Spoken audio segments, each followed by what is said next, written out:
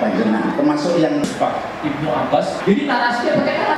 Harus ini disebut sebagai sebuah dianggap tahakum kepada milik daripada Elizabeth. Itu ada teori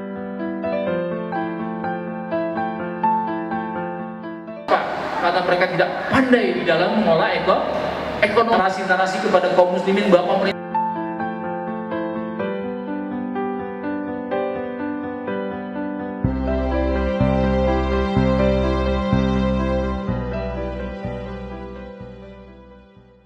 salam sejahtera, nama budaya, hadirin wal hadirat, Bapak Ibu yang dimuliakan dan dirahmati oleh Allah Subhanahu wa taala. Alhamdulillah, salatu wassalamu ala Rasulillah wa ala alihi wa sahbihi wa man tabi'ahum bi ihsanin ila yaumiddin. Allahumma shalli wa sallim ala nabiyyina Muhammadin wa ala alihi wa ansarihi wa junudihi wa man tabi'ahum bi ihsanin ila yaumiddin, amma ba'd. Baik, saya akan coba banyak cerita ya, terkait masalah tema kita adalah sosialisasi bahaya radikalisme atas nama agama. Baik, berbicara tentang terorisme sebetulnya bukan hanya umat Islam, tapi hampir juga ada di semua agama. Ada juga mempunyai sikap-sikap ekstrim, sikap-sikap radikal. Cuma karena dalam konteks ini kita tinggal di Indonesia, dan Indonesia merupakan masyarakat yang mayoritas umat Islam dan bahkan terbesar di dunia ya, maka konteksnya ya, berbicara terorisme tidak hanya berbicara tentang kekerasannya saja, tetapi juga berbicara tentang pahamnya, berbicara juga tentang jaringannya. Maka dalam hal ini bukan ingin menyudutkan sebagaimana dijelaskan oleh tadi Bapak Fuad ya, bukan kita ingin menyudutkan suatu agama tertentu, tidak. Karena yang harus kita pahami oleh kita semua adalah ternyata terorisme dalam dunia Islam itu bukan barang baru ya, barang yang kemudian muncul hari ini ya, apalagi direkayasa dan lain sebagainya, bukan. Tetapi terorisme, radikalisme, bahkan akarnya merupakan pertama yaitu intoleran ya, lalu radikal, lalu menjadi terorisme. Itu ternyata juga merupakan persoalan yang sudah muncul sejak zaman dahulu, di zaman klasik Islam. Kita bagaimana bisa mengetahui bahwasanya Rasulullah Sallallahu Alaihi Wasallam itu pernah diprotes Pak oleh yang namanya Dzulkhuwaisirah. Adil ya Muhammad, berbuat adillah wahai Muhammad, innaka anta lam ta'dil, sesungguhnya engkau tidak berbuat adil. Apa kata Rasulullah? Celaka engkau, siapa manusia yang paling adil di kolong langit ini kalau bukan saya? Ya, standar kebenaran apa kalau Nabi Muhammad yang dipilih oleh Allah Subhanahu wa taala lalu dikatakan tidak adil? Pesannya apa, Pak? Pesannya adalah mereka ya, kelompok-kelompok ini tidak akan pernah puas dipimpin oleh siapapun. Mereka tidak akan pernah ridho dipimpin oleh siapapun, sebaik apapun pemimpin tersebut, hatta sekalipun Nabi Muhammad Sallallahu Alaihi Wasallam. Bahkan ketika Utsman bin Affan memimpin, dia pun dibunuh oleh kelompok-kelompok ini. Bahkan Ali bin Abi Thalib juga dibunuh oleh anak-anak muda yang baru tumbuh jenggotnya. Ya, anak-anak muda yang baru hijrah, yang dia nggak tahu sejarah, tidak tahu akan jasanya Utsman, Sayyidina Utsman dan juga Sayyidina Ali bin Abi Thalib ya, radhiyallahu anhuma. Begitu besar jasanya mereka kepada Islam, mereka pun tidak pernah puas, bahkan sampai hari kiamat. Dan Rasulullah Sallallahu Alaihi Wasallam pernah bersabda, sayati fi akhir zaman hudatsau asdan wa sufau ahla. Kelak akan muncul di akhir zaman nanti, bahkan sampai kemunculan Dajjal ya, mereka adalah kelompok-kelompok yang senantiasa membuat resistensi. Ya, mereka adalah kelompok-kelompok yang memang tidak akan pernah puas terhadap sebuah kepemimpinan. Dia tidak akan pernah puas yang namanya kemapanan sosial di masyarakat kita. Dan mereka akan senantiasa terus mengerongrong keutuhan bangsa dan negara dimanapun berada. Maka kemudian ancaman terorisme bukan saja ancaman untuk Indonesia, tetapi juga seluruh dunia. Dia akan senantiasa mengancam perdamaian dunia. Dan kata Rasulullah, mereka akan muncul ketika apa? Fariq bainan nas, ketika terjadi perselisihan di antara manusia. Maka kalau kita nggak mengenali keburukan ini, ya, kita tidak saja dituntut mengenali kebaikan di dalam Islam dan di dalam agama kita, tetapi kita juga dituntut untuk mengenali keburukan, Pak. Untuk apa? Bukan untuk kita menjadi buruk, akan tetapi agar kita bisa dan mampu menghindari keburukan tersebut. Problem dan masalahnya adalah ketika orang tidak mengetahui keburukan tersebut, ya, dia cupu, ya, dia tidak up to date dengan perilaku dan kejahatan manusia, maka nanti orang-orang soleh, orang-orang baik, orang-orang yang ikhlas itu bisa terseret, Pak. Dia akan terjebur, ya, terjatuh kepada pemahaman-pemahaman yang mulanya diawali dengan intoleransi tersebut, lalu radikal, lalu jadi menjadi teroris, Pak. Maka jangan heran, ya, kelompok-kelompok ini selalu misu-misu, Pak, ya, terhadap siapapun yang mimpin. Dipimpin Habibie nggak puas, Pak Harto nggak puas, SBY nggak puas, sampai sekarang Pak Jokowi juga mereka nggak akan pernah puas, karena memang target dan tujuan mereka memang untuk memunculkan, ya, kegaduhan, ya, kekacauan. Karena apa? Karena pemikiran-pemikiran ini tidak akan muncul, ya, tidak akan mungkin timbul ketika kita dalam kondisi, ya, tenang, Pak, tentram. Tapi dia akan muncul ketika apa? Ketika dia sedang terjadi konflik-konflik di tengah masyarakat. Maka ini penting bagi kita, terutama forum kerukunan umat beragama, Pak. Kalau ada konflik reak kecil-kecil di tengah masyarakat, segera selesaikan. Kenapa? Karena ada, Pak, dalam buku mereka namanya judulnya Idarat Tahawushi. Ini buku blueprint, ya, bagaimana kelompok-kelompok teroris itu akan muncul ketika bersamaan kondisi politik yang sedang carut-marut. Mereka akan memanfaatkan situasi politik yang sedang tidak jelas, memanfaatkan ekonomi yang sedang carut-marut, dan mereka akan muncul, Pak. Dan mereka akan jualan di sana, ya, jualan politik, ketidakbecusan pemerintah, bahwa pemerintah ini adalah pemerintah yang zalim, bahkan membuat narasi-narasi kepada kaum muslimin bahwa pemerintah ini adalah pemerintahan kafir, ya, bahkan kita menjadi miskin, sengsara, nestapa karena mereka tidak pandai di dalam mengolah ekonomi, Pak. Ini dijual, Pak, digoreng sedemikian rupa. Agar apa? Agar ada distrust, ya, ketidakpercayaan kepada pemerintah, siapapun dia. Bahkan termasuk Rasulullah Shallallahu Alaihi Wasallam, bahkan dipimpin terbaik oleh mantunya beliau, yaitu Utsman bin Affan dan Ali bin Abi Thalib. Ya, mau model pemerintah khilafah sekalipun, mereka tetap akan menjadi pemberontak, Pak. Maka di dalam buku Idarat Tahawushi, ya, kalau kita terjemahkan itu judulnya namanya manajemen kebiadaban. Artinya apa? Di situ ada teori sosial, Pak.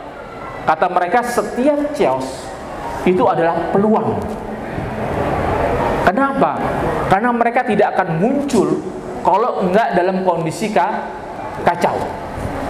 Maka kalau Bapak perhatikan pelaku dari bom Bali 1, bom Natal, Pak, selama dua dekade saat ini, sampai hari ini, Pak, selama 21 tahun, mereka adalah merupakan alumni daripada kasus konflik-konflik sosial di Indonesia, Pak. Pertama adalah kasus Poso, yang kedua adalah kasus Ambon.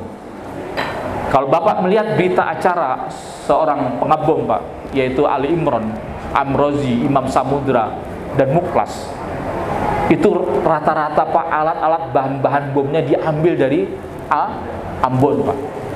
Dan para pelaku terorisme itu merupakan adalah panglima dan alumni kombatan berasal dari konflik Poso dan Ambon, Pak. Setiap ada konflik mereka cepat. Saya masih ingat, Pak, ketika 2016 saya baru keluar dari penjara. Saya ditahan 10 tahun, ditangkap oleh Densus 88 karena terjerat kasus terorisme. Saya baru keluar 2016, tiba-tiba ada kerusuhan, Pak. Itu di Tanjung Balai. Ya, dari Tanjung Balai itu pernah ada kasus, ya, itu pembakaran wihara, pembakaran rumah-rumah ibadah milik daripada etnis tertentu. Masalahnya sepele, Pak, yaitu gara-gara sebabnya suara azan, ya, itu dibunyikan di toa. Ya, mungkin volumenya terlalu besar, wallahu alam, kita nggak tahu. Tapi ini kemudian membuat, ya, salah satu etnis Chinese yang merasa terganggu, Pak. Lalu dia protes. Ya, entah bagaimana akhirnya terjadi kerusuhan, Pak, pada saat itu. Akhirnya beberapa wihara kemudian dibakar. Tapi untung aparat keamanan cepat menyelesaikan masalah ini. Dan kemudian apa yang terjadi ketika kerusuhan tersebut? Saya ditelepon, Pak. Ini saya baru keluar dari penjara. Assalamualaikum Ustaz. Waalaikumsalam. Ustaz, apakah kita tidak mengirim orang ke sana? Maksudnya kemana? Ke Tanjung Balai, di Medan, dekat Medan, Sumatera Utara. Ada apa di sana? Ustaz nggak baca koran? Ada kerusuhan, Ustaz. Kira-kira ikhwan-ikhwan pada datang nggak? Ini teroris semua, Pak. Ya, cepat. Ya. Lalu ngapain di sana? Ya, kita ikutan. Ini nggak cuma sekali, Pak. 2017 terjadi kerusuhan itu di daerah Aceh Selatan, Pak, dekat Aceh Tenggara, kota Cane. Itu banyak orang-orang Batak Karo, itu dia bertempat di Aceh Selatan dan di Aceh Tenggara. Dan kemudian mereka banyak mendirikan rumah-rumah ibadah. Dan kemudian terjadi clash dengan masyarakat di sana, Pak. Akhirnya terjadi apa? Terjadi kerusuhan dan itu menimbulkan korban, Pak. Dan beberapa kelompok yang saya dengar, ya, itu bahkan anak-anak buah saya itu sudah membawa mententeng AK-47 ke daerah di mana terjadi kerusuhan di antara masyarakat, Pak. Begitu cepat, Pak. Untungnya aparat keamanan kita, FKUB di sana cepat dan tanggap diselesaikan, Pak. Bagaimana kalau seandainya berlarut-larut konflik-konflik seperti ini, Pak? Nggak mustahil kita seperti Irak, di Libya dan di Suriah, Pak. Dan sekarang ini ada kelompok-kelompok yang begitu ngebet, ya, begitu antusias untuk menjadikan Indonesia seperti negara-negara gagal, Pak. Bapak bisa bayangkan ketika terjadi kerusuhan, Pak, kita ibadah susah, ya, kita ngaji, kita sekolah susah, Pak. Jadi yang namanya konflik, Pak, di tengah masyarakat itu ibarat seperti korek api, Pak. Ya, kalau korek api masih kecil masih bisa kita taklukkan, Pak, masih bisa kita atasi. Tapi kalau sudah korek api ini, api yang kecil ini membakar sebuah properti, Pak, itu kita akan sulit mengendalikannya. Demikianlah, Pak, ketika kita melihat konflik-konflik di tengah masyarakat, dan kita perlu cepat menanggapi, cepat merespon, dan cepat mengatasi, Pak, daripada konflik-konflik di tengah masyarakat.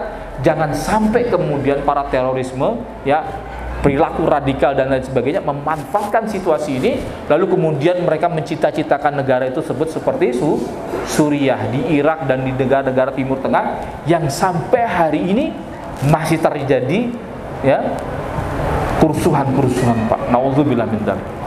Maka jangan pernah, Pak.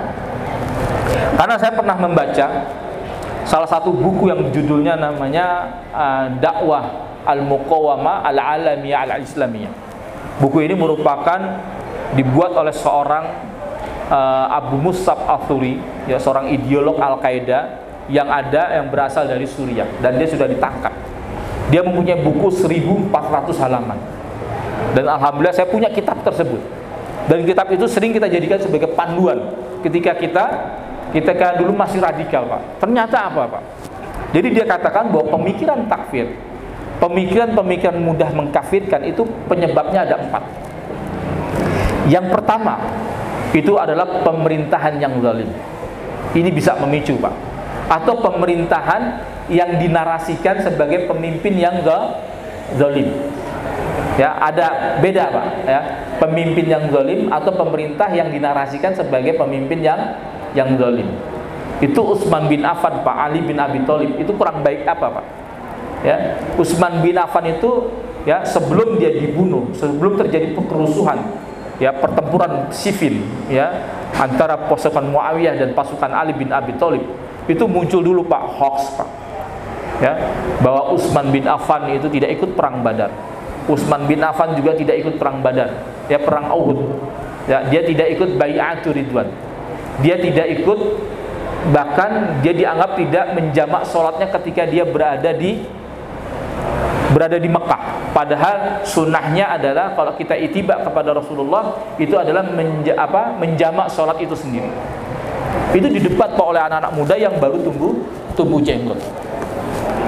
Ya Utsman, engkau tidak berbuat adil. Ya, Utsman, engkau telah melakukan nepotisme. Ya, hanya kaum Bani Umayyah yang dipromosikan dalam jabatan tersebut, yang lain-lainnya enggak. Ya, bahkan engkau tidak ikut perang Badar, tidak ikut perang Uhud, tidak ikut bai'atul ridwan, bahkan tidak menjamak sholat. Apa jawaban Utsman kepada anak-anak muda ini, Pak? Yang dia nggak tahu atas jasanya Utsman. Bahkan dia nggak tahu bahwa Utsman itu telah dijamin 10 sahabat yang masuk surga. Apa jawaban Utsman? Adapun saya tidak ikut perang Badar karena saya diperintah oleh Rasulullah untuk menjaga anaknya Ummu Kulsum karena sedang sakit, Pak. Adapun yang kedua, saya tidak ikut perang Uhud karena saya juga disuruh menjaga anaknya yang menjadi istri kedua setelah Ummu Kulsum meninggal, maka Ruqayyah. Ya, itu juga sedang sakit. Maka saya menjaga putri-putri Rasulullah.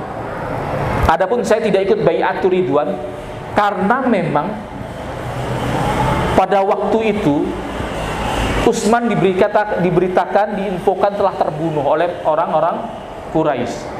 Makanya kemudian Rasulullah baiat mati kepada para sahabat untuk membela dan menebus daripada darah Utsman. Dan mana mungkin saya ada di tempat tersebut sedangkan mereka bersumpah berbaiat untuk menjaga dan membela darah Utsman bin Affan radhiyallahu anhu. Adapun saya tidak menjamak sholat karena saya menganggap bahwa Mekah itu ada tempat di mana saya mukim. Bagaimana mungkin? Ya, tempat di mana saya mukim saya harus menjamak mengqashar sholat saya. Dan ini masuk wilayah-wilayah fikih furu'iyah. Ya, merupakan cabang dalam ilmu fikih yang kita nggak bisa mengkafirkan, tidak bisa menyalahkan, ya, dalam masalah-masalah furu'iyah. Tetapi tidak diterima alasan Utsman tersebut. Makanya kemudian tidak saja Utsman akhirnya dibunuh dan dihalalkan darah dan hartanya. Ya, Ali bin Abi Thalib ketika terjadi peperangan Siffin, ya, antara Muawiyah dan kelompok Ali bin Abi Thalib, ya, kemudian ketika diajak bernegosiasi untuk mengadakan tahkim itu mengadakan arbitrase, Pak, untuk menghukumi dua sengketa di antara dua kelompok atau dua manusia, yang mana tahakim ini atau arbitrase ini, ya, untuk mencari jalan keluar solusi. Tetapi oleh kelompok-kelompok Khawarij, ya, kelompok-kelompok Harurah ini disebut sebagai sebuah kekafiran. Ya, dituduh karena apa? Dianggap tahakum kepada manusia. Dan kata mereka adalah innal hukmu illa lillah. Tidak ada hukum kecuali hanya hukum Allah. Bahkan mereka selalu berdalil mengatakan faman lam yahkum bima anzalallah faulaika humul kafirun. Barang siapa yang tidak berhukum dengan apa yang Allah turunkan, maka faulaika humul kafirun, maka dia orang-orang kafir. Jadi narasinya pakai narasi seperti itu. Akhirnya, Pak, ya, mereka menghalalkan darah daripada Ali bin Abu Thalib. Padahal sebelumnya diutus, Pak, Ibnu Abbas sebelum terbunuhnya Ali bin Abi Thalib untuk menyadarkan kelompok-kelompok Harurah atau kelompok-kelompok yang mudah mengkafirkan sesama kaum muslimin. Apa yang dikatakan oleh Ibnu Abbas kepada mereka? Kenapa kalian mengkafirkan Ali bin Abi Thalib yang sebelumnya kalian juga mengkafirkan Utsman bin Affan? Ya, karena Ali bin Abi Thalib berhukum dengan hukum manusia, dan berhukum dengan hukum manusia itu adalah kekafiran. Lalu dibacakanlah ayat-ayat tadi, Pak, innal hukmu illa lillah. Lalu pakai ayat-ayat terkait dengan faman lam yahkum bima anzal faulaika humul kafir. Kata dia, tidak selamanya tahakkum atau tahkim itu atau arbitrase itu adalah kekafiran. Karena apa? Karena di dalam Al-Quran itu dibolehkan tahakkum atau tahkim. Lalu kata kelompok Harurah ini Pak ada 12.000. Mereka bertanya, emang ada ayatnya? Di Al-Quran ayat berapa? Di surat apa? Dia katakan, ya ada. Di surat An-Nisa ayat 35 dikatakan fa'in kiftum shikaka bainihima faba'athu hakaman min ahlihi wa hakaman min ahliha. Ya, ketika kalian khawatir terjadi perselisihan di antara suami istri, ya, yang kemudian takut cerai, ya, lalu maka utuslah dari pihak laki-laki seorang hakam, dan dari seorang perempuannya juga seorang hakam. Jadi masing-masing pihak laki-laki dan perempuan mengutus seorang apa? Seorang mediator. Untuk apa, Pak? Untuk mencari solusi, untuk mencari yang namanya jalan keluar. Apakah rumah tangga ini bisa dipertahankan atau tidak? Makanya kalau di KUA, Pak, itu ada ruang namanya ruang mediasi.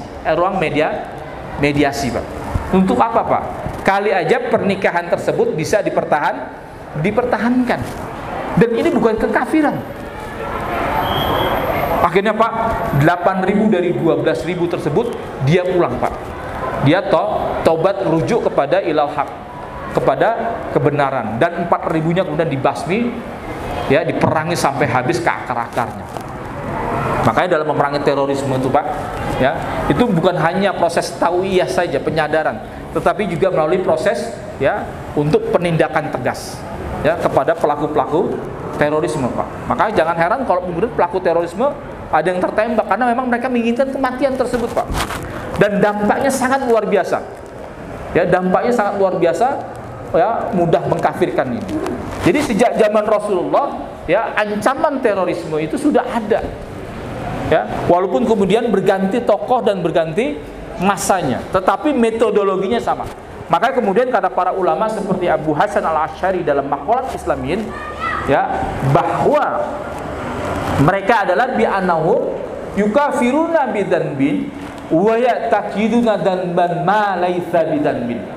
Ya, mereka mengkafirkan karena sebab dosa dan meyakini dosa yang sebetulnya bukan dosa.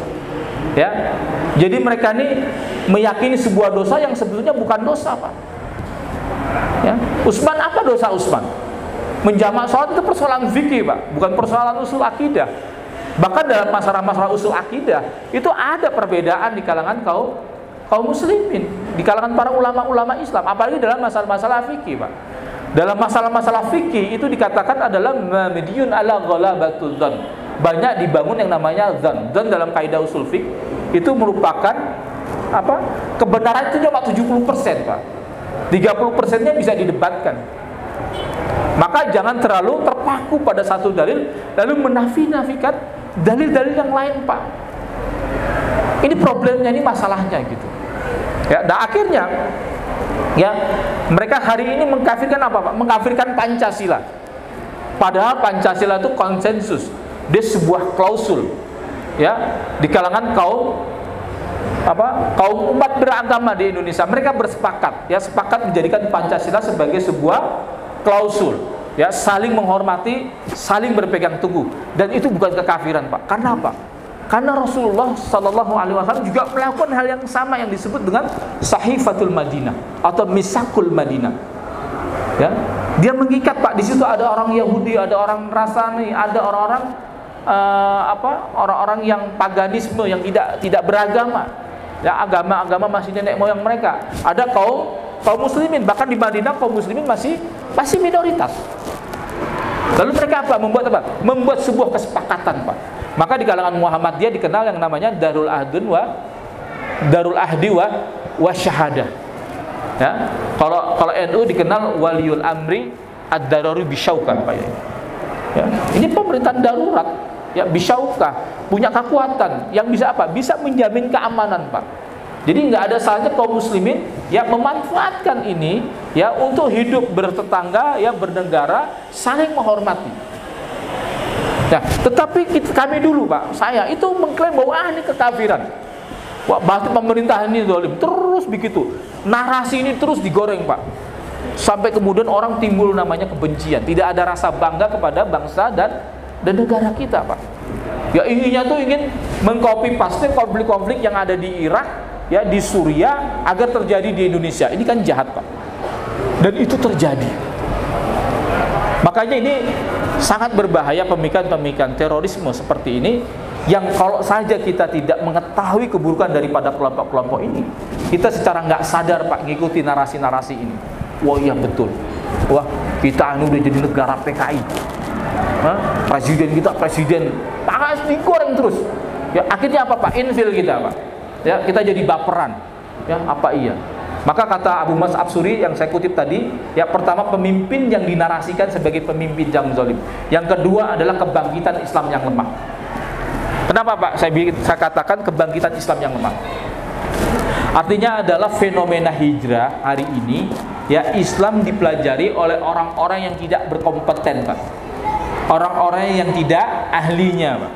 Ya, mereka baru masuk pesantren kilat sehari dua hari, tapi keluar udah menjadi belaga sebagai seorang ulama Pak. Bahkan berani berfatwa, yang mana fatwanya itu ya bisa memberikan dampak yang namanya safkud dima, ya tertumpahnya darah seorang muslim karena vonis-vonis kafir, fasik dan tabdi Pak, mudah-mudah membid'ahkan kepada orang di luar kelompoknya.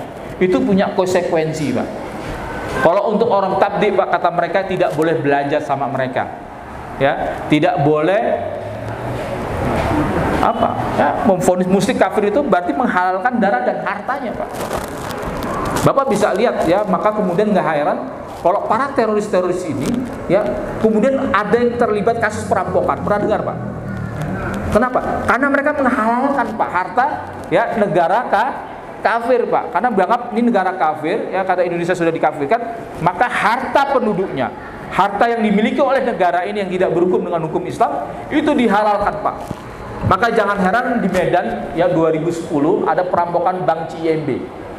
Ya, kemarin kasus ya perampokan emas, ya, perampokan Bank BRI di Pringsewu, Lampung.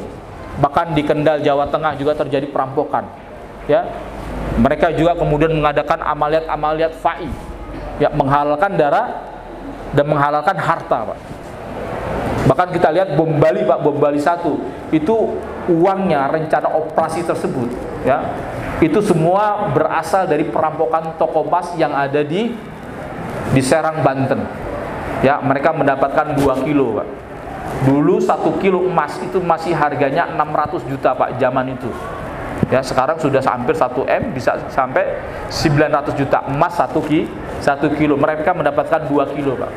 Bahkan kawan saya cerita, satu penjara saya sama dia waktu di terorisme, ya, dia merampok 5 kilo emas, Pak. Ya, di daerah Tambora, Jakarta Barat, Pak. Ya, dapat 6 kilo dia. Ya, kalikan saja, Pak, pada waktu itu emas terhitung 1 kilo 800 juta rupiah. 800 kali 6, Pak. Berapa, Pak? Berapa miliar itu dia dapat? Ya. Dan itu aksi itu, uang tersebut digunakan untuk aksi-aksi teror, Pak. Ya, untuk menyumbangkan MIT, untuk menyumbangkan tempat-tempat yang lain. Itu daripada konsekuensi vonis daripada takfir, Pak. Sudah mengkafirkan. Makanya kemudian, Pak, ya, mereka ya, bahaya, Pak. Kenapa, Pak? Ini catatan menurut hasil dari riset, Pak.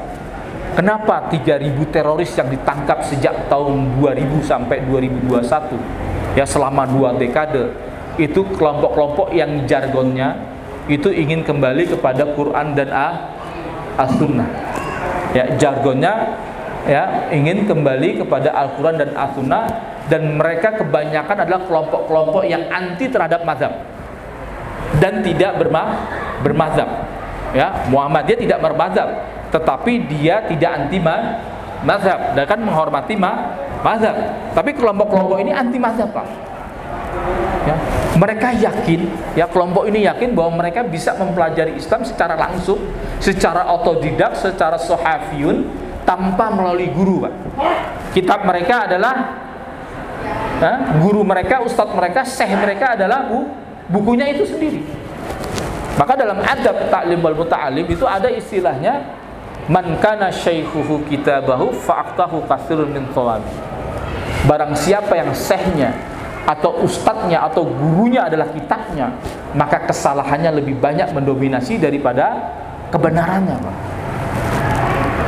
Nah, Sekarang ini banyak Pak, ya, di masyarakat urban, di perkotaan Pak, ini lagi gandrung ngaji-ngaji Pak. Ya, nggak masalah Pak, boleh, kita wajib kembali pada Al-Quran dan As-Sunnah, karena memang ini perintah Rasulullah. Ya, karena kata Rasulullah, ma taraktu fikum amrayni ma tamassaktum bihima lan tadilu abada kitaballah wa sunnatur rasul. Tidaklah aku tinggalkan kepada kalian dua perkara yang mana kalian tidak akan pernah sesat selama-lamanya selama kalian berpegang kepada Al-Quran dan As-Sunnah. Nah, masalahnya siapa yang bisa kembali kepada Quran Sunnah? Apakah kita yang awam-awam ini, ya, yang belum pernah mondok secara urut dan runut, belajar secara ya. Tetapi ini ada Pak, baru sehari 2 hari pesantren kilat, ikut daurah seminggu 2 minggu, dia udah keluar menjadi sebagai seorang ulama. Maka problem teroris Pak, ya, yang sering menjadikan agama dan agama sering dibajak oleh mereka, itu problemnya adalah mereka memang satu sisi banyak hafal Pak, kutipan-kutipan Quran, ya, banyak menghafal hadis. Tapi masalahnya terhadap fikul waqi, realitas yang akan dihukumi itu nggak nyambung, nggak sinkron. Kenapa? Karena mereka nggak punya ilmu alat Pak, yaitu tentang nahwu shorof, terkait dengan ilmu usul fikih. Karena usul fikih ini kan jembatan antar memahami dalil Pak, ya, memahami dalil dengan fikih yang akan kita hukumi. Nah, mereka ini nggak gablek di sini, semangat besar tetapi tidak punya kemampuan, ya, belum cukup modal dia, tapi semangat untuk menyampaikan. Akhirnya dia salah dalam menghukumi. Sebagai contoh Pak, misalnya begini, saya kasih contoh. Misalnya ada hadis mengatakan di hadis Bukhari, ma asfala minal ka'bai fa finnar. Apa yang kain kamu menjulur di bawah mata kakimu, ma asfala minal ka'bai, maka fa finnar, maka ada di neraka Pak. Maka dari hadis Bukhari ini banyak komunitas kawan-kawan kita, saudara-saudara kita akhirnya memakai celana yang namanya celana cungkrang, karena emang hadisnya bersifat mutlak. Ya, akhirnya dibuat meme Pak, ya, di Facebook. Ya, Bapak Wadi sering sama saya lihat di meme-meme seperti itu. Ya, ada neraka di bawah kakimu. Ada neraka di bawah celanamu. Artinya apa? Yang isbal yang di bawah mata kaki itu udah pasti dia di neraka. Ya, hadis itu bersifat mutlak. Tapi ternyata, ya, ada hadis-hadis lain yang menyebutkan ilatnya. Misalnya ada kata-kata hadis Bukhari juga dan Muslim, bahkan di hadis Tirmidzi dan riwayat Imam Ahmad mengatakan, man jarra thawbahu khuyala la yanziri ila yaumil qiyamah. Barang siapa yang mengulurkan kainnya, sarungnya di bawah mata kaki karena sombong, ya, maka Allah Subhanahu wa taala tidak melihatnya di hari kiamat. Ya. Hadis yang kedua tadi itu menyebutkan ilatnya, bahwa ketidaksukaan, ya, bahwa yang menyebabkan, ya, dia tidak dilihat secara rahmat di hari kiamat karena kesombongan, khuyala. Manjar thawbahu khuyala, ya, barang siapa yang menjulurkan kainnya di bawah mata kaki karena sombong, maka Allah Subhanahu wa taala tidak akan melihatnya di hari kiamat. Lalu bagaimana melihat hadis yang tadi bersifat mutlak, yang kedua menyebutkan ilatnya? Karena ada istilah dalam usul fikih, al-hukmu yaduru ma'a ilatihi adaman wa wujudan. Hukum itu berputar menurut ilatnya Pak, ada ataupun mau tidaknya. Ya, jadi dilihat alasannya apa. Maka ada buku yang bagus Pak, judulnya Al-Minhaj Al-Imam Ibnu Hajar Asqalani fi Ta'wil Al-Hadis Mukhtalifah. Ya, bagaimana manhaj Imam Hajar Al-Asqalani, ya, dalam mentakwilkan hadis-hadis yang kelihatannya bertabrak tadi. Maka kata beliau, kata Ibnu Hajar, hadis yang menyebutkan ilat tersebut, ya, hadis yang bersifat mutlak tadi, yang bersifat mutlak tadi, ma asfala minal ka'bain fa finnar, itu harus diikutkan dengan hadis yang menyebutkan ilatnya. Artinya apa Pak? Artinya nggak ngapa, ya, di bawah mata kaki selama dia tidak sombong. Dan ini persis apa yang dikatakan oleh Rasulullah Sallallahu Alaihi Wasallam yang mengatakan, ya, jadi Abu Bakar As-Siddiq itu pernah bilang kepada Rasul, ya Rasulullah, sesungguhnya ya manjara thawbahu khuyala, ya itu kainku ya Rasulullah itu suka diturun di bawah mata kaki. Apa kata Rasulullah SAW kepada Abu Bakar? Anta lasta miman yasna'uhu khuyala. Engkau ya Abu Bakar sesungguhnya bukan termasuk orang yang berbuat sombong. Maka clear Pak, ya clear. Karena stressingnya bukan di atas kaki atau di bawah mata kaki, tapi karena kesombongan Pak. Jadi nggak apa juga gitu selama dia tidak berbuat sombong. Dan itu semangat Al-Quran mengatakan demikian. Wala yamshi fil ardi maraha. Maka jalanlah kalian berjalan di muka bumi ini dengan sikap sombong. Dan Allah Subhanahu wa taala tidak menyukai orang-orang yang berbuat sombong. Karena dulu Pak, orang kalau sombong Pak di zaman jahiliyah itu suka mengulurkan kainnya itu sampai nyeser di lantai. Itu lambang orang kaya dulu seperti itu. Makanya kemudian itu dilarang karena kesombongannya. Tetapi hari ini tidak Pak. Ya. Kita melihat ya, kita yang di atas mata kaki, dulu kami Pak di atas mata kaki bahkan sampai setengah betis. Itu kalau melihat orang yang di bawah mata kaki, wah di neraka semua ini. Iya Pak. Jadi dengan ada kebencian, dia kayaknya terpaku pada satu dalil lalu menafikan dalil-dalil yang lain, lalu menaikkan bendera loyalitas dan anti loyalitas kepada mukhalifnya. Sikap-sikap seperti ini nggak boleh Pak. Ini berawal dari intoleransi dulu Pak. Karena yang namanya teroris itu nggak berangkat dari ujung-ujung langsung main nembak-nembak, langsung main ngebom, tapi dimulai dari yang namanya penyakit, yang namanya intoleransi dulu Pak. Tidak menghormati Pak kepada sesama muslim, apalagi di luar daripada kelompok dia. Ini terjadi Pak. Lalu yang kedua nih Pak, misalnya ada mengatakan begini.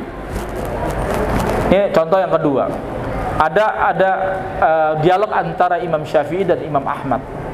Dan ini terdapat dalam kitab Manaqib Imam Syafi'i yang ditulis oleh ulama Mesir. Ya, beliau mengatakan kepada Imam Ahmad, "Ma ra'yukum man tarku shalah ya muta'ammidan?" Apa pendapatmu ya Syekh, orang yang meninggalkan sholat secara sengaja? Apa kata Imam Ahmad? Ya, fil asar, ya, fil zahir nas, man tarku shalah muta'ammidan fahuwa kafir. Ya. Di dalam teks, di dalam asar, orang yang meninggalkan sholat secara sengaja maka hukumnya kafir. Lalu kata Imam Syafi'i, bagaimana taubatnya? Kata Imam Ahmad, taubatnya adalah dia sholat lagi. Lalu kata Imam Syafi'i, bagaimana orang kafir sholat? Kan dia sudah dijatuh pada vonis kafir. Bagaimana orang kafir sholat? Lalu diamlah Imam Ahmad. Lalu dijelaskan oleh Imam Syafi'i bahwa orang yang meninggalkan sholat itu adalah ada dua keadaan. Pertama, keadaan juhud Pak, karena dia menolak syariat sholat. Padahal sholat itu adalah merupakan kewajiban. Persoalan-persoalan dalam fikih yang disebut sebagai persoalan maklum minad din, persoalan-persoalan yang dikenal dalam syariat agama. Nggak mungkin dia nggak tahu sholat itu adalah kewajiban. Kalau dia menganggap bahwa sholat itu tidak wajib, maka dia jatuh kafir. Adapun orang yang mutaakhiron, yang kedua, orang yang terlambat, ya, kewajibannya sering ditinggalkan daripada dia paham tentang kewajiban, tetapi kesibukannya lebih banyak daripada kewajibannya, maka yang ini nggak disebut sebagai kafir. Sehingga saya dengarkan ceramah ini dari Gus Baha Pak. Ya, hampir saja Imam Ahmad jatuh kepada paham harurah karena menganggap bahwa dosa besar itu adalah kekafir. Ya. Jadi betul Pak apa yang dikatakan oleh Sukordowi Pak, bahwa biang daripada ekstremisme, terorisme itu adalah literasi beragama Pak. Ya, dia ingin belajar kembali kepada Quran as-Sunnah, tapi mereka nggak ahli Pak. Ya, dia kurang apa? Kurang modal dia untuk memenuhi ilmu-ilmu alat tersebut. Dia nggak menguasai ilmu usul fikih. Akhirnya dia jadi tersesat. Maka betul apa Pak yang dikatakan oleh Ibnu Hajar Al-Haytami yang mengatakan al-haditsu mudillatun illa lil fuqaha. Hadis itu bisa menyesatkan kecuali bagi ahli fikih. Karena bahaya Pak, dia nggak kenal nasah mansuh, tidak tahu yang namanya mutlak muqayyad, tidak tahu yang namanya mana am mana khas. Ya. Lalu kemudian dia berfatwa Pak, bahaya Pak. Sangat sangat bahaya. Makanya kemudian ada istilah kata Abdullah bin Wahab, seorang ulama di zaman tabi'in pernah mengatakan, laula maliku wa lais la halaktu kuntu adunnu ma ja'an Nabi Muhammad sallallahu alaihi wasallam ya'malu bi. Kalau bukan karena Imam Malik dan Imam Abu Lais, sungguh aku telah celaka. Kenapa? Karena aku menganggap setiap apa yang datang dari Nabi Muhammad sallallahu alaihi wasallam itu bisa dikerjakan begitu saja. Tidak, ya. Perlu pengkajian terkait asbabun nuzulnya. Maka ada ulumul Quran, ulumul hadis, ada riwayat, ada mana mutlak muqayyad, ya, mana am, mana khas, ada makna zahir, ada makna muawwal. Ya, banyak yang harus kita pelajari sebelum kita bisa mengatakan ini boleh, ini tidak boleh, ini halal, ini haram. Tetapi hari ini Pak, banyak anak-anak muda, ya, yang belum pernah menginjak bangku pesantren, ya, belum pernah belajar tentang usul fikih, ya, lalu belajar pesantren kilat di YouTube, ya, di YouTube dia belajar, dia dengerin, lalu dia masuk masjid mengatakan ini bid'ah, ya, ini fasik, ini nggak boleh, ini haram. Maka jangan heran Pak, kemarin Pak, bulan April itu ada kasus bom bunuh diri Pak, namanya si Lukman. Dia ledakin gereja di mana Pak? Di Makassar kemarin. Ternyata dia pernah punya kasus sama ibunya Pak, si Lukman ini. Jadi dia meledakkan dengan istrinya Pak. Istrinya digonceng di belakang, ya. Istrinya ini sedang hamil 4 bulan Pak. Ya, dia hancurkan Pak. Badan istrinya, kepalanya hilang. Cuma tinggal kepala suaminya si Lukman ini nyangkut di loteng di gereja katedral di Makassar Pak. Kemarin 2021 di bulan April Pak. Ternyata dia punya kasus dengan ibunya. Apa kasus dengan ibunya? Ibunya dilarang baca Barzanji. Nah, Pak, dilarang baca Barzanji. Karena apa? Dia bilang ini bid'ah. Bu, jangan baca Barzanji. Jadi sikap-sikap intoleran dulu Pak dimulainya Pak. Ini bid'ah, ini haram. Itu Barzanji kenapa Pak dibid'ahkan Pak? Karena itu bahasanya bahasa Arab Pak. Tapi kalau dibacakan, diterjemahkan ke bahasa Indonesia, dia bilang, oh ini baca sirah Nabi. Ya, karena dia nggak ngerti bahasa Arab, akhirnya dikatakan haram, bid'ah. Dan ini terjadi Pak. Dan itu semua rata-rata dimulai dari seperti itu. Saya Pak, sebelum saya jadi teroris Pak, itu saya 13 tahun di kepolisian. Jadi saya ini 13 tahun pernah dinas di kepolisian Pak. Jadi mulai saya terpengaruh, terkontaminasi dengan pemikiran-pemikiran mudah mengkafirkan, mudah membid'ahkan. Itu pertama kita dapat pengajian, itu nggak boleh nyanyi Indonesia Raya Pak. Kenapa? Karena Indonesia Raya nyanyi-nyanyi itu haram. Akhirnya apa Pak? Saya nggak nyanyi Pak. Disuruh nyanyi Indonesia Raya saya nggak mau. Akhirnya saya nggak ogah dinas. Ya, saya udah mulai itu saya masih ingat 2007-2008. Waktu itu saya masih dinas. Ya, itu dari awal intoleransi tersebut. Musik haram, ini nggak boleh, ini nggak boleh. Rokok haram. Sampai kata barang siapa yang masih merokok terus nggak mau berhenti, berarti dia sama juga menghalalkan apa yang diharamkan oleh Allah. Dan menghalalkan apa yang diharamkan oleh Allah, kata Muhammad bin Abdul Wahab, itu berarti sama masuk nawaqidul iman, pembatal-pembatal keislaman. Akhirnya Pak dipenjara Pak. Itu terjadi saling dikafirkan orang-orang yang merokok pada saat itu. Maka betul apa kata ulama di Timur Tengah mengatakan, ya, sebelum mereka menjadi teroris apa? Ittakhadhu aqwalun, ya, mutasyaddida, junuhun ittakhadhu aqwalun mutasyaddida. Ya, kecenderungan mereka kepada pendapat-pendapat yang ekstrim. Jadi kalau disuruh memilih Pak, mentarjih, ya, mana yang paling rojih di antara beberapa pendapat-pendapat, dia pasti memilih yang ekstrim Pak.